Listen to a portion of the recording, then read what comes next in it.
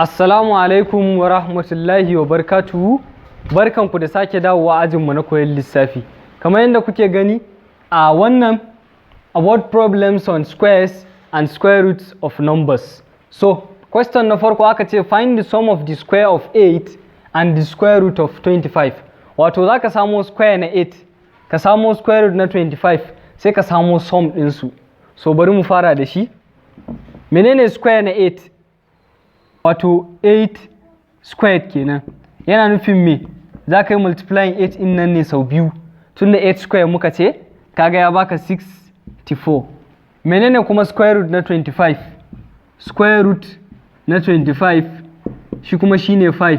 Saboda wannan number za ka yi multiplying sau biyu ya baka 25. So menene sum ɗin da ake tambaya?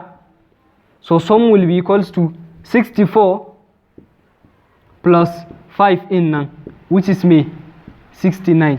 Shikenan mun samo sum na square of 8 da square root of 25. Shikenan question na biyu aka ce what number multiplied by itself gives 144. Wani number ne in yi multiplying kansa sau biyu zai baka 144. Me ake nufi? Square root na 144 ake so ka samu.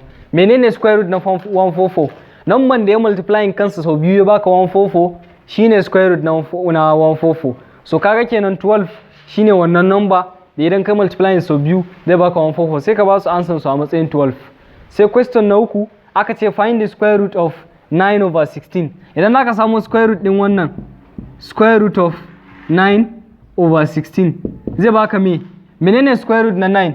Number da za ka yi multiplying sau biyu ya baka 9, kaga shine 3 ko? Over number da za ka yi multiplying sau biyu ya baka 16 shine 4.